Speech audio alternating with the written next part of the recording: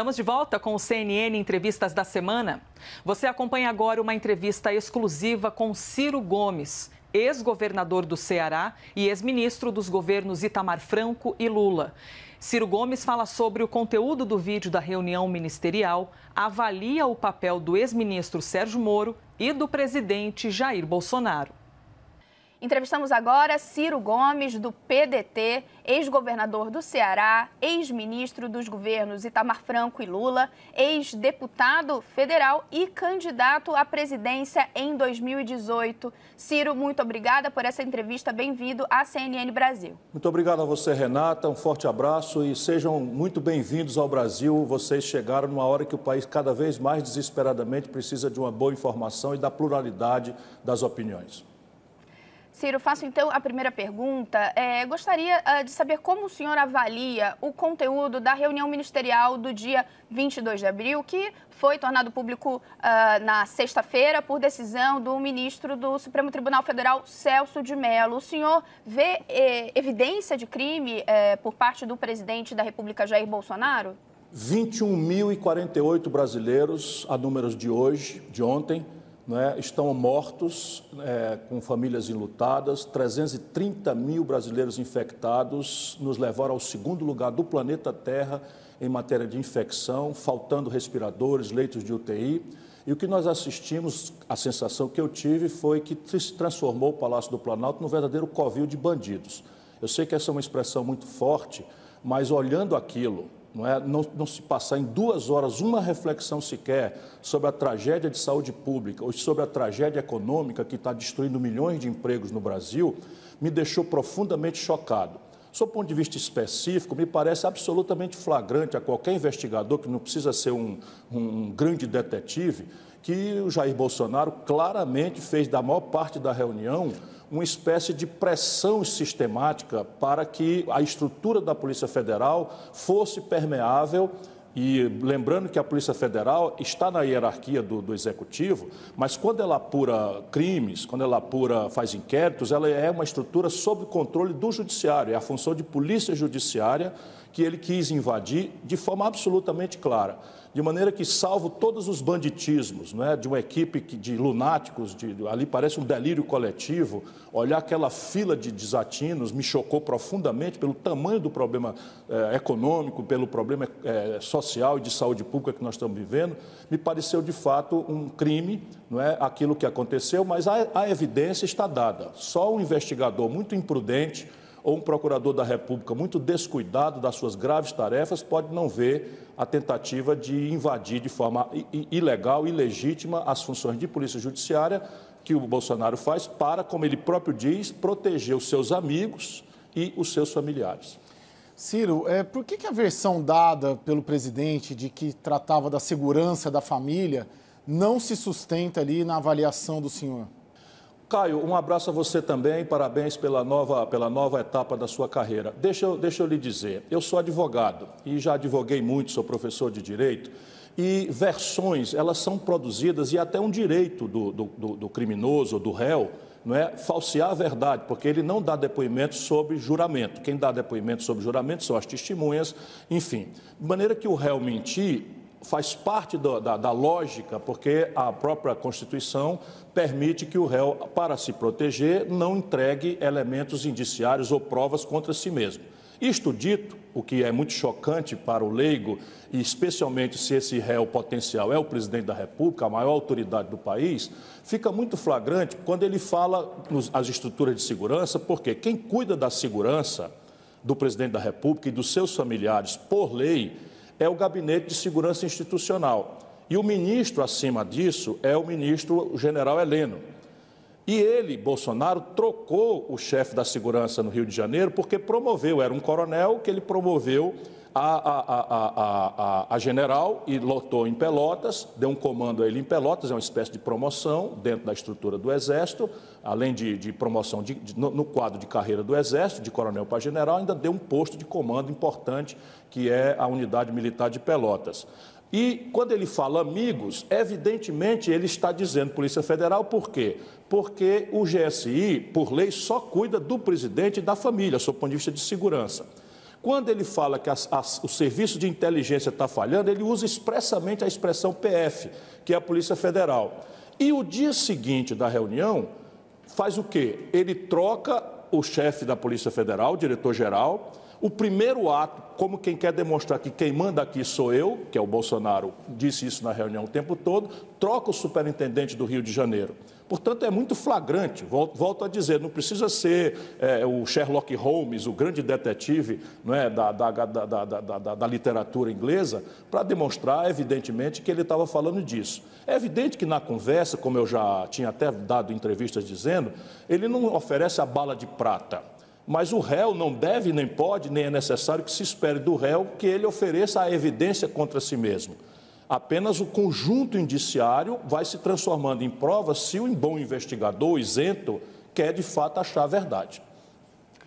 Ciro, o pedido de abertura de inquérito feito por parte da Procuradoria-Geral da República e que foi autorizado pelo Supremo Tribunal Federal elencava ali uma série de possíveis crimes, alguns que poderiam ser aplicados a Sérgio Moro, ex-ministro da Justiça. Nem todos ali fariam referências apenas ao presidente Jair Bolsonaro. Nesse ponto, diante do que sabemos até agora, diante do conteúdo do vídeo, o senhor vê também evidências de crimes praticados por Sérgio Moro?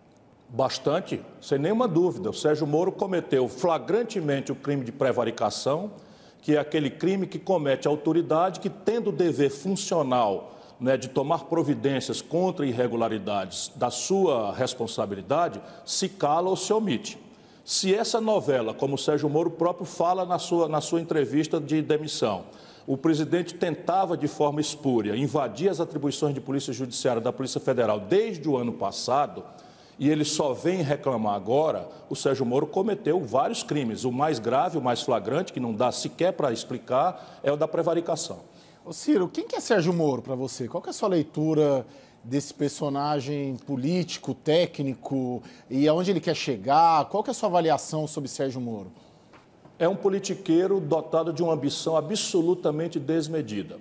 Porque, veja, vamos nos transpor daqui para qualquer país sério do mundo.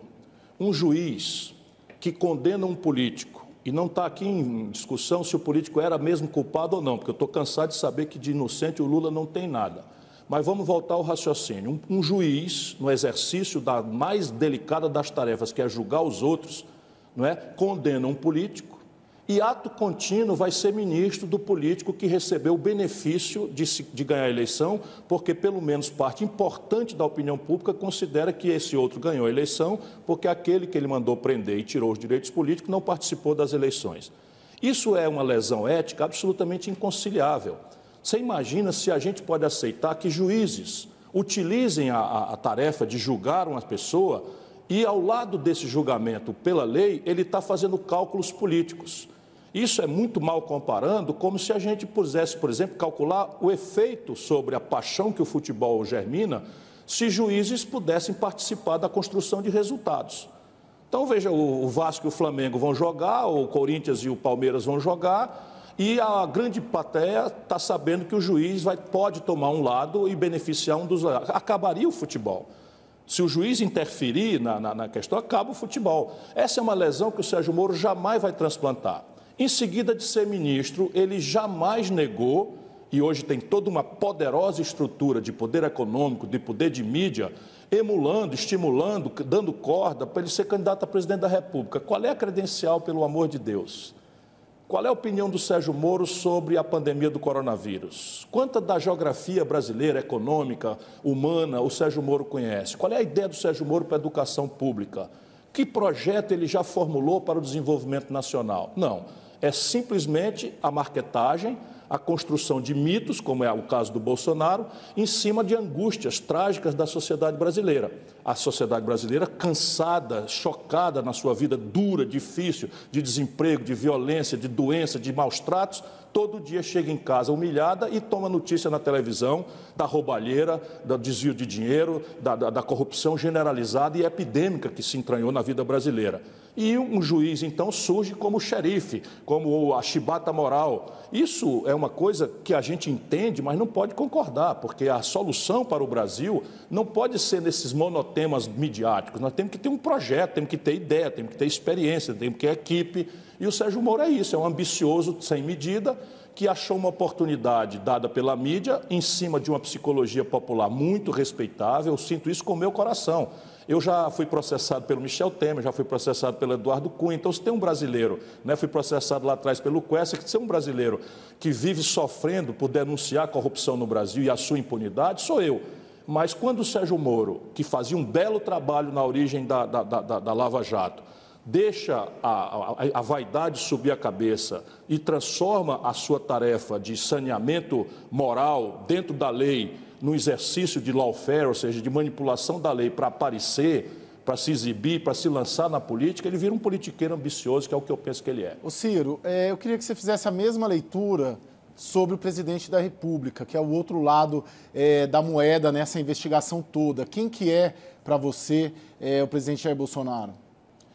Ele é a flor do lodo. O Bolsonaro, ele foi a resposta tosca que um sentimento que eu também conheço com a minha alma, com a minha sensibilidade, muito compreensível esse sentimento, que foi basicamente o seguinte: ali pelos anos 2015 e 2016, o Brasil mergulhou na pior crise econômica da sua história. Agora, essa crise econômica que vai estar se iniciando vai superar isso. Mas a economia brasileira caiu 3,5% e 3,3% em 2 anos seguidos. Isso nunca houvera acontecido no passado do Brasil. Na prática, a consequência disso foi a seguinte: o desemprego, que era 4%, virou 14%, ou quase 14%, 13%. Em números globais, o Brasil passou a ter metade da sua população ou desempregada abertamente ou empurrada para a mais selvagem informalidade. 100 milhões de brasileiros passaram, que é metade da nossa população, a viver a vida dura, ganhando R$ 413 por cabeça por mês. 63 milhões e 700 mil brasileiros, em função dessa debacle econômica produzida no governo do PT, da Dilma, foram para a humilhação do seu nome no SPC.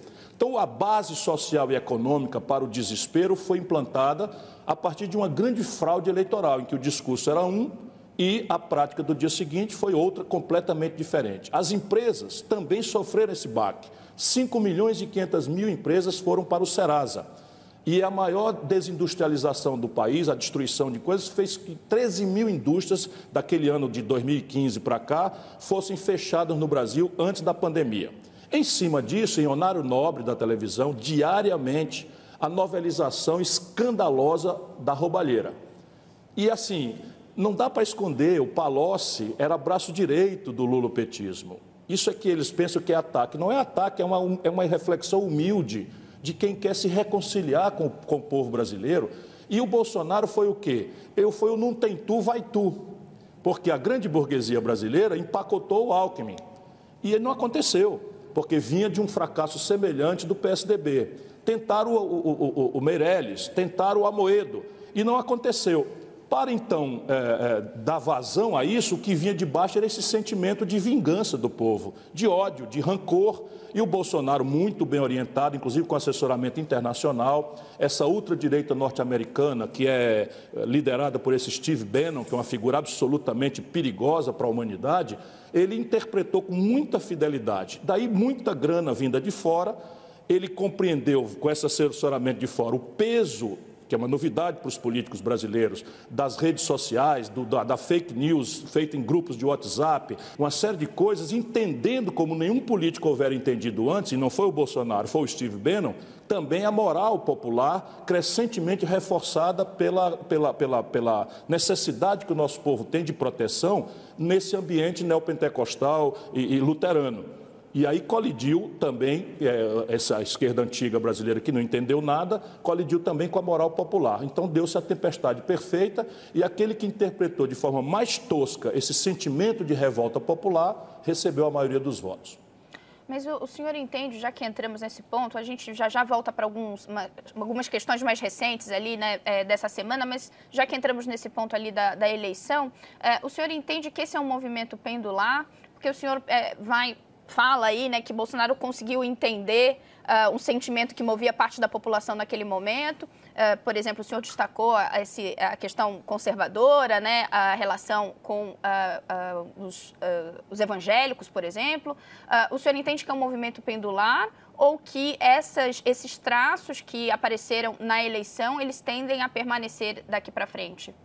Os traços sociológicos, econômicos e culturais e morais, não é? E morais, não é I com I, né? Estão presentes de uma forma definitiva na vida brasileira. E a velha esquerda, né, hegemonizada pelo petismo, que simplesmente trocou a concepção estratégica de país por um culto à personalidade. Não entendeu e não quer entender. Também está tomada de ódio do povo brasileiro. Quando eles falam o que falam e quando eles se refugiam nessas agendas identitárias, eles apenas dão o queixo para bater. Porque não é que as questões identitárias não sejam justas e não tenham que ser, vamos dizer, patrocinadas. As mulheres são perseguidas mesmo, os negros são a parte mais vulnerável e mais perseguida mesmo, os jovens são mais perseguidos mesmo. Enfim, a comunidade LGBTQI também sofre todo tipo de selvageria e discriminação e eles têm que ser protegidos. A questão é que a soma desses interesses identitários não representa o interesse nacional.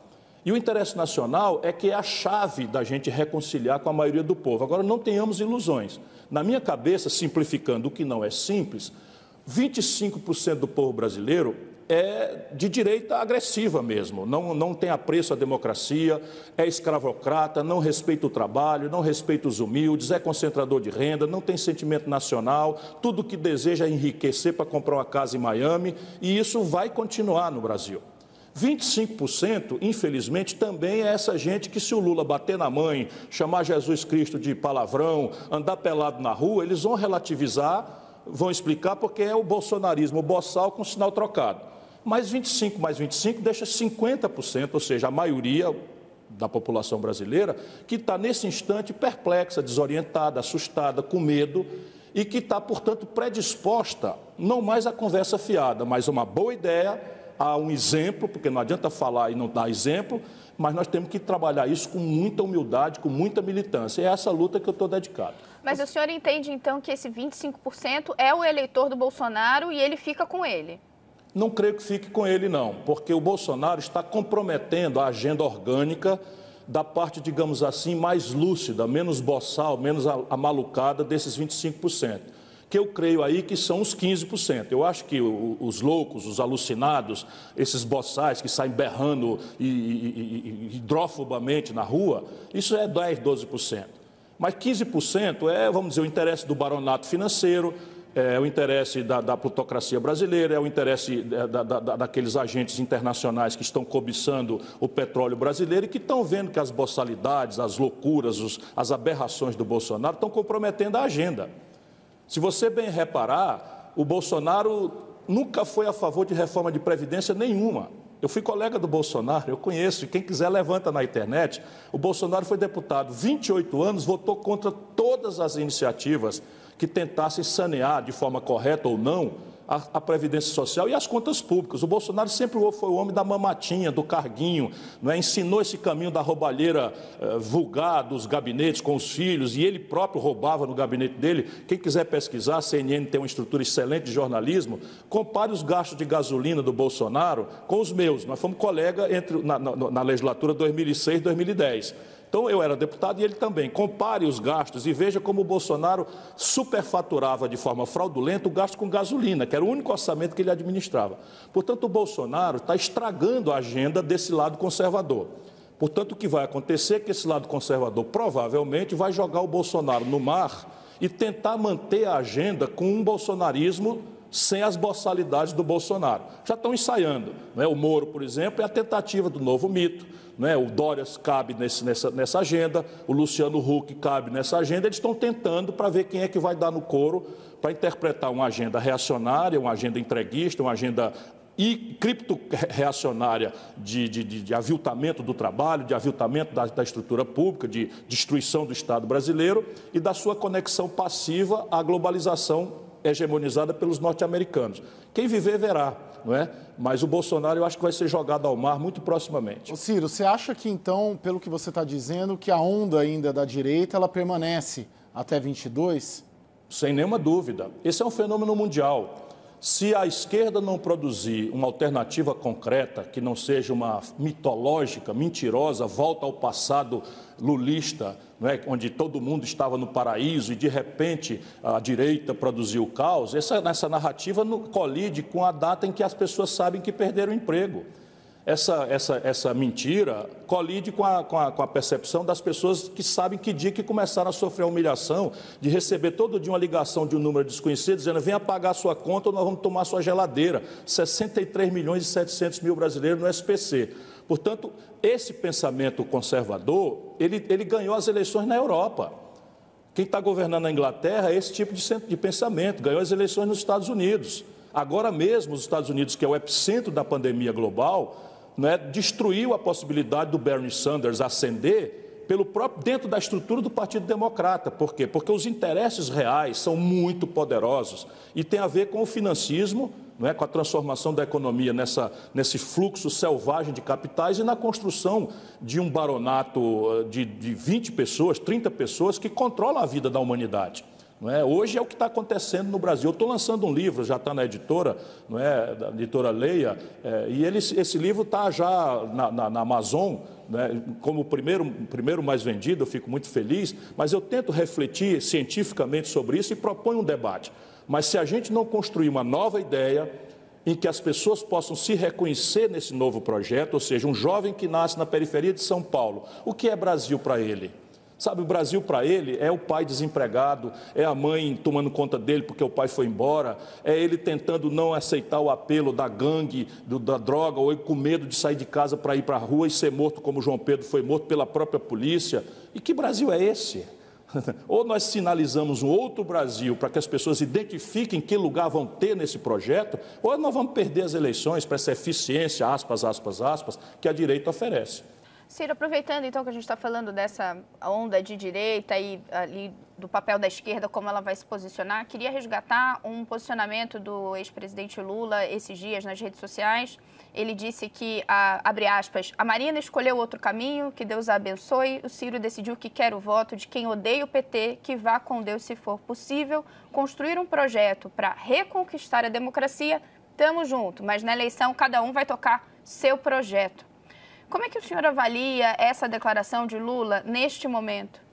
Olha, o Lula não está nada bem, Renata, ele não está nada bem, é só ver o conjunto de declarações que ele tem feito, por algumas ele se desculpa e a gente deve aceitar desculpas, mas eu que o conheço de muito longa data, ele para mim não é uma figura que eu mistifico, porque conheci pela televisão, conheço há mais de 30 anos, e ele não está nada bem. Ele desconectou-se da vida brasileira e ele está com ódio ao povo. Só isso explica, ele está com muito ódio ao povo. Eu acho que ele imaginava que o povo brasileiro ia descer em Curitiba, ia arrebentar a sede da Polícia Federal, ia transformá-lo no grande caudilho que ele sempre sonhou ser, devolvê-lo ao poder, etc, etc. Enfim, esse conjunto de maluquices que o caudilismo sul-americano acaba deformando lideranças que originalmente podiam ter sido muito importantes, como é o caso do Evo Morales, como foi o caso do Chaves. Isso é um fenômeno também que a gente tem que relativizar. E ele tem uma igreja.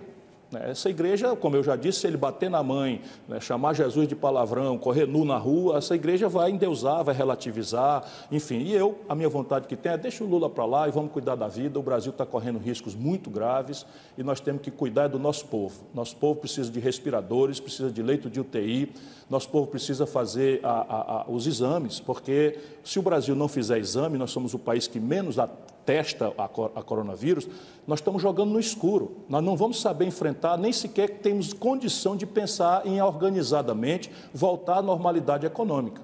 E isso não é uma poesia que eu estou falando. Países como a Nova Zelândia, a própria China, por terem feito exatamente isso, um isolamento social radical, e terem imediatamente acudido às microempresas e à população, saíram organizadamente da pandemia com muito menos gente morta e com muito menos prejuízo na economia. É isso que está hoje obsessivamente ocupando a minha cabeça.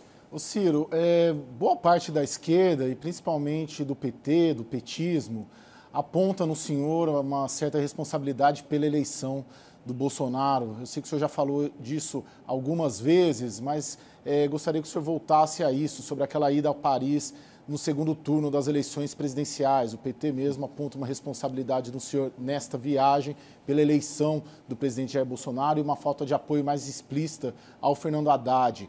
Como que o senhor avalia essa posição do petismo sobre essa viagem do senhor e essa falta de manifestação de apoio ao Haddad em 2018? Bom, eu tenho a resposta mal criada e a resposta mais reflexiva que eu faço em homenagem aos petistas que não piraram, que não viraram bolsominion com sinal trocado. A resposta mal criada para esses amalucados é que Paris, além dos seus museus extraordinários e de ser sede da fundação das institucionalidades da democracia moderna, em Montesquieu, em Rousseau, não é, na luta não é, de Robespierre, de Camilo Desmoulins, que é um grande orador, a França também é um lugar muito bom para você ir para lá, quando você, podendo, naturalmente, nem todo mundo pode, está sendo pressionado para andar com bandido. Então, toda a vida que, se eu puder e for pressionado para andar com bandido, eu vou para outro lugar, se eu posso. Né? Se eu não puder, vou para Sobral, a minha cidade, mas essa é a resposta mal criada. Vamos lá.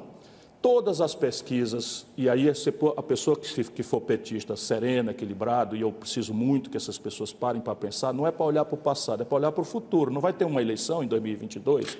Se essa agressividade continuar, pouco importa o que eu tome de posição, o eleitorado que gosta de mim não vai mais votar no PT. Porque a agressão é diária, é permanente, é perversa. Eles denunciam o gabinete de ódio do bolsonarismo boçal, mas quem criou o gabinete de ódio no Brasil foi o lulopetismo corrupto. Pergunta para a Marina, a destruição da personalidade política da Marina, que é uma figura absolutamente respeitável, extraordinária, uma mulher de grande valor, respeitada no mundo inteiro. Pergunta para a Luísa Helena. A Luísa Helena, que tirou quase 7% dos votos pelo PSOL, pergunta se ela quer ouvir falar em conversar com essa gente. Por quê? Porque eles não fazem política, eles fazem fascismo, não é? Com destruição do adversário. Se o adversário colabora, eles relativizam e o cara vira Deus, é o meu caso. E se o adversário eventualmente fala verdades, nunca fiquei do outro lado na minha vida, nunca, nenhuma vez na minha vida fiquei do outro lado. Agora, o que acontece? Naquelas eleições, todas as pesquisas diziam que o antipetismo era a força dominante. Mostravam que se a Marina fosse contra o Bolsonaro, ganhava. Mostravam que se eu fosse contra o Bolsonaro, ganhava. Mostraram que se o Alckmin fosse contra o Bolsonaro, ganhava. Todas as pesquisas independentes. Pois bem, quem se habilitou para ir, apesar de toda a sabotagem que o Lula pessoalmente fez, e eu não me queixo não, a guerra é guerra. Agora, não dá para você fazer guerra com uma pessoa e esperar que essa pessoa fique de braço cruzado esperando ser destruída. E eu não sou destruído pessoalmente, porque eu me garanto. Né? Eles querem destruir uma ideia, eles querem destruir uma linha, um projeto, é uma compreensão de Brasil que eles não querem que vá ao poder, porque vai tirar a máscara deles, como neoliberais que são, e que douraram a pílula criando uma rede de proteção social em que o máximo de dignidade que o povo merece é ter um prato de comida, que é muito importante, por uma rede de políticas sociais compensatórias como o Bolsa Família. Eu penso em outra coisa. Minha compreensão de mundo é outra, completamente distinta, tanto que eu fui candidato a presidente em 98, fui candidato em 2002 e fui candidato em 2018, porque eu represento outra compreensão, e essa compreensão que eles querem destruir. Mas eu volto aqui ao raciocínio. Então, qualquer um de nós ganhava contra o Bolsonaro, e todas as simulações mostravam que um candidato, um poste do Lula, que foi a mesma experiência da Dilma lá atrás. A Dilma não tinha história na política, não tinha experiência, não tinha malícia, tinha horror ao trato político, nunca conheceu o parlamento, tanto que foi impedida, não conseguiu, no primeiro ano do segundo governo, juntar um terço dos deputados. Ciro, eu queria voltar agora um pouquinho para o nosso momento atual. A gente falou logo no início da entrevista sobre os aspectos do vídeo, né, do que se falou, que se relacionam com a investigação em curso, com o inquérito aberto pela Procuradoria-Geral da República. Mas eu queria ouvir do senhor os aspectos políticos que emergem a partir do que vimos nessa reunião. Logo depois da divulgação, líderes ali dos partidos de centro, que a gente chama do Centrão, jogaram bastante água na fervura, dizendo que o vídeo não prova crime, indicando que, caso, né, uma denúncia seja em algum momento oferecida, ela não deve prosperar na Câmara. Essas foram as indicações que recebemos logo ali após a divulgação. Gostaria de ouvir o senhor nesse sentido. Isso é um sinal de que Jair Bolsonaro já conseguiu consolidar uma nova base de apoio na Câmara? Eu vou fazer aqui uma comparação. O tal Centrão, e eu acho injusto esse nome, né? O Bolsonaro está conciliando com o lado bandido, corrupto, organicamente corrupto da Câmara Federal. Porque o centro político, na minha opinião, tem uma respeitabilidade e nós precisamos dialogar com esse centro político se nós quisermos tirar mesmo o Brasil dessa encalacrada, começando por proteger a nossa democracia que está crescentemente em risco. Então, veja, como é que eles se comportam? Eu também conheço essa gente de longa data. Eles não vendem o apoio, eles alugam. E eles ficam com um olho no gato e outro no peixe. E nesse momento nós estamos nisso. O Bolsonaro botou a proposta de aluguel e eles dão uma no cravo e outra na ferradura. Então, eles estão sinalizando para o Bolsonaro que o Bolsonaro agora só não será impedido se conseguir somar o terço consistente, um pouco mais de um terço, que impede o impeachment. E eles, o tal Centrão, se vocês chamam assim, tem esse terço. Portanto, hoje o impeachment não passa, mas isso é o olho no gato. Qual é o olho no peixe? Eles põem o olho na opinião pública. Por quê? Porque o Valdemar Costa Neto estava com a Dilma, porque o PP estava com a Dilma, porque essa gente toda estava com o PT. O Valdemar Costa Neto foi condenado no Mensalão, ele controlava o DENIT, né, lá no governo do Lula. Por isso que a gente tem que construir um passo adiante, porque na hora que a gente denuncia essas coisas, eles metem na nossa cara, dizem, mas o Valdemar Costa Neto era bom para vocês e por que não pode ser para nós? Eu não tenho nada com isso, eu denunciei na época essa malversação. Então, eles estão tentando, o Bolsonaro está fazendo correto, diga-se a bem da verdade, porque ele está obrigado a negociar. E essa negociação é que nós temos que vigiar. E ele entregou agora o Fundo Nacional de Desenvolvimento da Educação. Isso são mais de 40 bilhões de reais, Renata, para o PP, desse Lira, não é? Que é também réu e corrupção. Ele entregou para quê? O Lira está preocupado com a educação do povo brasileiro? Não, ele entregou para comprar e para roubarem.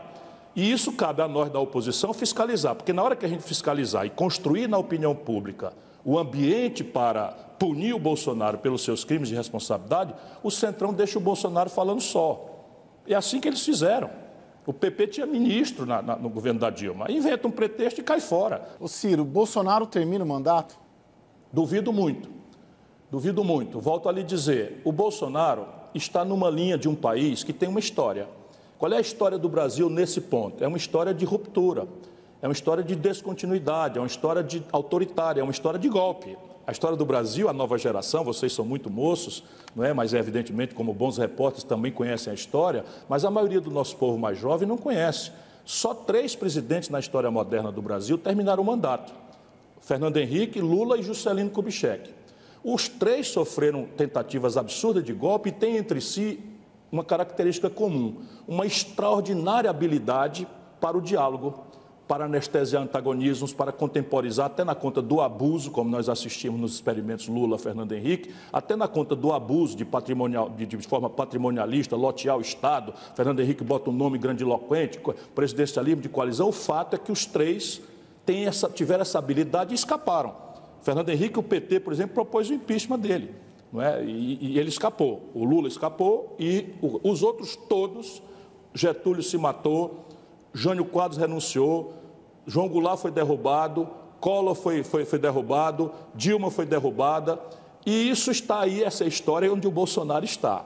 E ele não tem habilidade nenhuma. O Bolsonaro é basicamente uma pessoa muito despreparada, ele não tem conhecimento histórico, ele é um fascista, né? Ele é um bandidão perigosíssimo, está articulando uma milícia que nem as SS do Hitler. Ontem ele confessou, uma das coisas que mais me preocupou nessa coisa é que ele, esculhambando as estruturas oficiais que estão sob controle das leis de informação, ele disse que tem uma estrutura particular de informação, ou seja, eu que sou adversário político, vocês que são jornalistas, podemos estar todos grampeados pela estrutura particular do Bolsonaro sem nenhum controle social. Ciro, já que o senhor trouxe esse tema das Forças Armadas, gostaria de colocar aqui na conversa a nota que foi publicada pelo general Augusto Heleno, que é chefe do Gabinete de Segurança Institucional, sobre o envio pelo decano Celso de Mello de notícia-crime à Procuradoria-Geral da República. A nota que foi divulgada por Augusto Heleno falava que esse pedido de apreensão do celular do presidente é inconcebível e que, caso isso se concretizasse, traria consequências imprevisíveis. Na verdade, para esclarecer para quem nos assiste, o decano não pediu a apreensão do celular do presidente, ele encaminhou uma notícia-crime à PGR, o que é de praxe, mas houve ainda assim não só comentários por parte de aliados do presidente, né, de que haveria um pedido, como essa nota. E aí, para ouvir o senhor, eu coloco só mais um detalhe. O ministro da Defesa, Fernando Azevedo e Silva, afirmou que soube sim que essa nota seria publicada e entendeu que era cabível. O senhor, diante dessa nota, dessa resposta, do posicionamento do ministro da Defesa, o senhor vê risco de ruptura ou de que as Forças Armadas passem a desempenhar um outro papel que não o previsto na Constituição? Eu vejo uma parte, não é, especialmente desses generais da reserva, que não são homens de honra. Esse general Heleno não é um homem de honra, ele acanalhou-se. Isso me dói muito dizer, mas a gente precisa dizer com todas as letras, para que ele saiba que nenhum de nós tem medo dele. Eles se acanalharam, esse general Heleno, sob juramento, e antigamente os militares davam muito valor a juramento, a palavra, a honra. Esse general Heleno está mentindo para o Supremo Tribunal Federal, dizendo que o Bolsonaro não estava falando, senão em tese, quando falava de segurança, etc., etc., para proteger bandidagem. Esse general é o homem que está na estratégia do Bolsonaro entregando o Brasil ao interesse norte-americano. Vou fazer aqui uma listinha, vocês me interrompam porque é muita coisa. Entregar a base de Alcântara aos americanos, e ali vai ficar um enclave no território nacional brasileiro, onde brasileiros, inclusive militares, não podem entrar sem autorização de forças de segurança norte-americanas. Nós nunca aceitamos isso na história. Eles aceitaram subordinar um general brasileiro ao vice-comando, botaram no vice-comando das Forças do Sul dos Estados Unidos, ou seja, hoje as Forças Armadas brasileiras têm um subordinado do comando norte-americano, da Força Sul, quando todo mundo sabe que a América do Norte não tem território ao sul. Aceitaram, e esse general Heleno tem papel central nisso, fazer manobras provocativas com os americanos em plena Amazônia. Eu fui hóspede do general Heleno na Amazônia, em Tabatinga, no quartel do Exército, não é? E eu tenho uma decepção profunda, porque virou isso, um entreguista, um bandido, na minha opinião. Porque quem faz isso, eles entregaram, né, e ao fazer isso, nós perdemos a autoridade, por exemplo, de dissuadir o Paraguai de fazer base militar, não é? Nós tomamos um alinhamento com os Estados Unidos na questão da Venezuela. O que aconteceu, sob o ponto de vista de defesa? Nós agora temos chineses e russos em pleno território sul-americano, inclusive com equipamentos militares capazes de alcançar, por baterias anti-mísseis, não é, a base de Manaus. E tudo isso essa gente está fazendo. Portanto, para mim, essa gente precisa ser enfrentada. E eu quero dizer que, na minha cabeça, eles querem isso, estão tentando, por isso que a gente tem que reagir com muita dureza, para dizer, olha, general Heleno, eu, Ciro Gomes, tenho mais medo do senhor com a mão suja de cocô, do que se o senhor tentar fazer um golpe no Brasil. Haverá resistência e o senhor vai ter que matar um patriota brasileiro para rasgar nossa Constituição. Esse patriota que estará na linha de frente sou eu, mas muitos outros estaremos juntos. É um recadinho para eles. Ô Ciro, você vê uma diferença, então, entre o desejo ou o anseio dos generais reformados que integram o governo para os generais e os militares, os oficiais da ativa das Forças Armadas, nesse desejo, talvez, de, como você coloca, de ruptura institucional, essa diferenciação que você faz, as Forças Armadas em si, os oficiais da ativa? Vejo. Pois não, pode concluir. Vejo uma diferença profunda e vejo que as Forças Armadas do Brasil, vou dizer logo, a Marinha não quer nem ouvir falar nisso, não tem nem discussão sobre isso, a Força Aérea não tem nem discussão sobre isso. No Exército, em função da presença do Bolsonaro e das intrusões que ele tem, ainda ontem ele anunciou que tem um capitão de infantaria em Fortaleza, ou seja, do Exército, nesse serviço particular de informação, ou seja, nas SS, nas milícias que ele, Bolsonaro, está montando. Isto gera horror nos militares. Essa semana eu vou entrevistar um ex-ministro da Defesa num programa que eu tenho na internet, no YouTube, que chama Repare Bem. Vou entrevistar o Aldo Rebelo, nós vamos conversar sobre isso. E eu tenho muitas conversas, muita interlocução, eu tenho todas as medalhas militares brasileiras. E tenho muita honra, às vezes me dá muita raiva, tenho vontade de devolver, mas me lembro que são as medalhas do Exército de Caxias e não desse bando de politiqueiro translocado que estão traindo a pátria brasileira. Homens sem honra, que é o que mais me comove, homens sem honra, mentirosos, entreguistas que estão destruindo a pátria brasileira. Pois bem, os militares, a chefia, o alto comando, estão absolutamente preocupados com a quebra da hierarquia dentro das Forças Armadas. Porque o Bolsonaro está insuflando essa quebra de hierarquia. Quando ele se reporta a um capitão de infantaria para a estrutura de um serviço particular de informação, o que é que sente o comandante da 10ª Região Militar, por exemplo, que está levando uma bola pelas costas? Será que há nesses relatórios informais de serviço particular de informação, intrigas ou mentiras contra o general comandante? Isto tudo as Forças Armadas estão vendo acontecer. E por isso, pelo tamanho da crise econômica, pelo tamanho da crise social, pela absoluta improbabilidade de qualquer reconhecimento internacional, hoje em dia ninguém aceita mais isso na comunidade internacional, uma sargentada ao modo dos anos 60, como aconteceu no Chile ou no Brasil, ninguém mais aceita isso. Então os militares não vão fazer, o que não quer dizer que uma meia dúzia de milicianos, traidores da pátria, não possam tentar, mas isso vai ter que ser enfrentado. Ciro, queria retomar alguns pontos que a gente viu da reunião ministerial. Algumas das falas do presidente, muitas, aliás, foram apontadas por aliados do presidente como de fácil relacionamento com a sua base. Ou seja, o que ele estava dizendo ali fará e faria sucesso com quem o apoia, com parte de quem o elegeu. E aí eu queria trazer aqui o ponto quando ele fala do armamento. Ele fala, abre aspas, ali em determinado momento da reunião, escancarar a questão do armamento aqui. Eu quero todo mundo armado, que povo armado jamais será escravizado. Queria ouvir o senhor sobre essa passagem, sobre a defesa do presidente do armamento da população. Primeiro vamos entender a quem que o Bolsonaro quer armar, Uma pistola, um revólver barato produzido no Brasil custa R$ 3.500. O mais barato, e 100 milhões de brasileiros ganham R$ 430 por mês por cabeça. Para comer, para pagar aluguel, para tomar remédio, para pagar ônibus, para pagar, enfim, água, para pagar energia, para pagar, eventualmente, a conta do pré-pago, do celular. Então, quantos brasileiros estão, de fato, na hierarquia do seu drama social, econômico, familiar, preocupados em se armar? Eu diria a você, conhecendo o povo brasileiro com a minha alma, como eu conheço, é que ninguém. Sabe a quem o Bolsonaro quer armar? A SS dele, a Gestapo dele. Tá bom. Ciro Gomes, nosso tempo chegou ao final. A gente te agradece muito a gentileza de conceder essa entrevista para a CNN. Muito obrigado, Caio. Muito obrigado, Renata. E, meu irmão, você, se puder, fique em casa, se cuide. O bicho é severo, mata mesmo. E se de todo você não puder ficar em casa, bote a máscara, guarde a distância, lave as mãos, se proteja. Deus precisa que você permaneça vivo e o Brasil vai mudar. Isso vai passar. Obrigado, Ciro.